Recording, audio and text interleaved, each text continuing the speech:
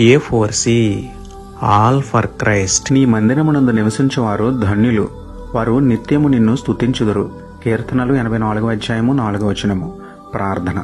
ఆరాధనీయుడా, అద్వితీయ దేవుడా, పరలోకమందున మా యొక్క తండ్రి, గడిచిన వారమంతా మమ్మల్ని క్షేమంగా కాచి కాపాడి మరొక ఆదివారమున ఆలయంలో మిమ్మల్ని ఆరాధించే భాగ్యం ఇచ్చినందుకే మీకే స్తోత్రములు తండ్రి. అయ్యా, క్రమం తప్పకుండా మీ మందిరంలో మీతో సమయాన్ని గడిపే ధన్యత, నిత్యం మిమ్మల్ని స్తుతించే భాగ్యం మాకు ఇవ్వండి తండ్రి. ప్రవర్తన మార్చుకుని పరివర్తన చెంది మీ శరీర రక్తములైన రొట్టె ద్రాక్షారసమును యోగ్యముగా స్వీకరించి మా మరణాంతం వరకు మీకు సాక్షులుగా జీవించేందుకు మాకు సహాయం చేయండి తండ్రి.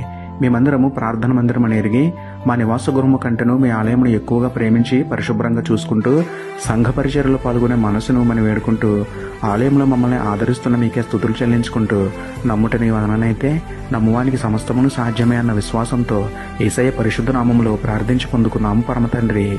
ఆమేన్. Praise the lord.